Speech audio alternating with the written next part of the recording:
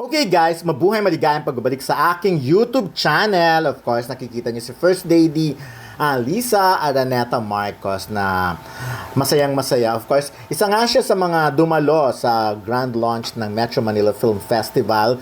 Ito yung pang 50th Metro Manila Film Festival. Of course, actually, kaya naman napaka-special ito. Of course, nakikita naman natin ang support ni First Lady sa show business. Talagang ginagawa niyang lahat para matulungan ng mga taga-showbiz at yan nga, kahit siguro very busy ang kanyang schedule, talagang ginawa niya ng paraan itong kailan ba? Kahapon, okay, Tuesday ang event na ito. Ginawa niya ng paraan para makadalo. So, of course, ayan, actually marami namang talaga nakikipag-meet si First Lady sa kung kani-kaninong mga producers and of course, mga industry leader. Kaya yan. So, anyways, ayan na nga, so nakakatuwa naman na kahit papano, nakikita natin na paganda na ng paganda ang Metro Manila. Hindi, maganda naman talaga, pero ngayon talaga nakakakuha ng support na talaga sa gobyerno. At sana magtuloy-tuloy para talagang mabuhay ang pelikulang Pilipino. At sana hindi lang tuwing Metro Manila Film Festival ito nabubuhay, no?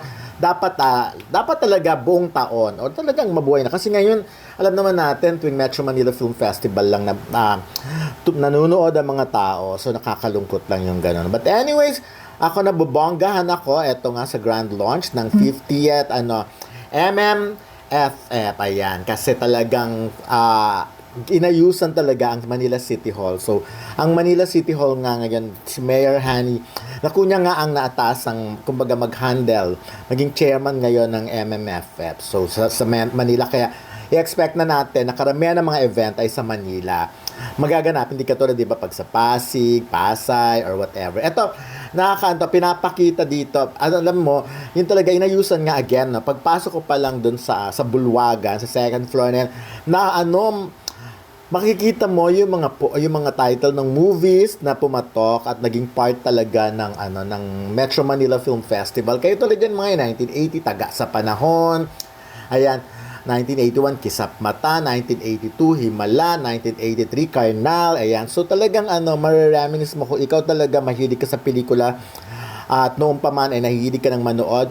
Ayan, magbabalik sa alaala mo lahat yan. So anyway, sino-sino nga ba ang mga dumating at sino mga producer na nagbaka sakali na mapili ang kanilang mga pelikula pero umuwing luhaan for now kasi meron pa namang finished product na dapat hintayin. Ayan, si MTRCB Chairman Lala Soto na yun nga nagsabi sa amin na hindi siya naka-attend sa Eddies kasi sayang nga. But anyways, ayan, marami pa namang event ang Eddies na pwede siyang maka-attend. So, eto and of course, yan kausap niya si isa sa mga producer ng APT nga siya talaga at finally napinalad talaga sila, nakapasok na ang kanilang movie na bida sina Vic Soto, Piolo Pascual, Christine Reyes, Sid Lucero, Sue Ramirez, diba?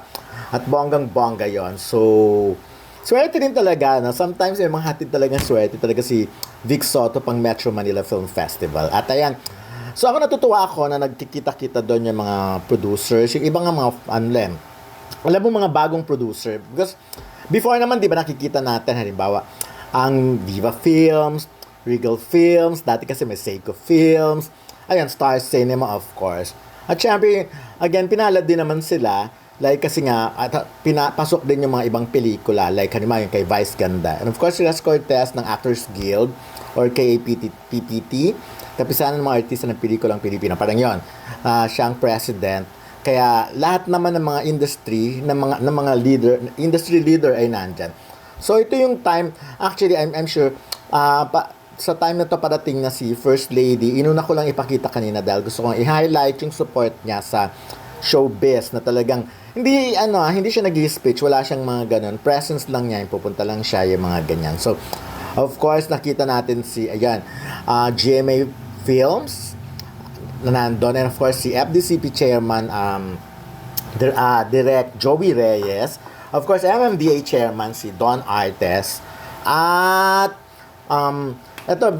siya, very busy rin talaga. Magiging very busy itong sinisingkwenta na itong 50th na to. Kasi talagang ang dami. Of course, si Senator Gringo Honasan, kasama ang kanyang producer, of course, sinubmit nila ang life story niya, yung script ng life story niya. Pero unfortunately, hindi pumasok sa 5, pero malay na sa finished product, pwede pa yun.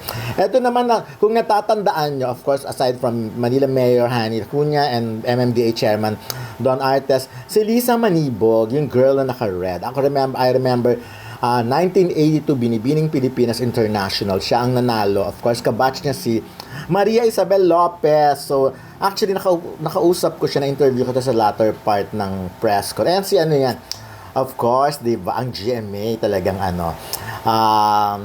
maswerte rin pumasok na ang kanilang Green Bones na starring Dennis Trillo. Of course, again, si MTRCB Chair Lalo Soto. Ganyan, yung mga gusto kong nakikita sa mga behind the scenes talaga, hindi yung nahuhuli na ng camera. Mas masarang makita mo sila kung paano ba sila pag hindi nasa harap, yun talaga, hindi nasa stage.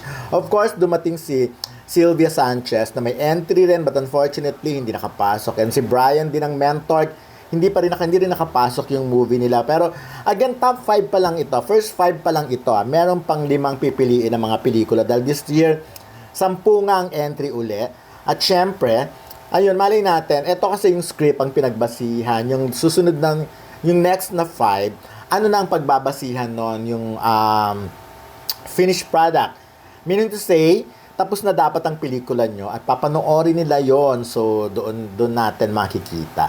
So, anyways, ayan, ito rin sa part na to, no, kinanta yung bagong, yung alam niyo na, yung kailan lang, pinaparinig sa atin, yung parang theme song dati ng Bagong Lipunan. But anyways, ayan, natutuwa ako for Jake Ejercito na nasundan ng kanyang pag-host. Actually, first time niya nag-host sa The Eddies last Sunday, 2 Sundays ago, July 7. At ang swerte niya dahil nasundan nga agad.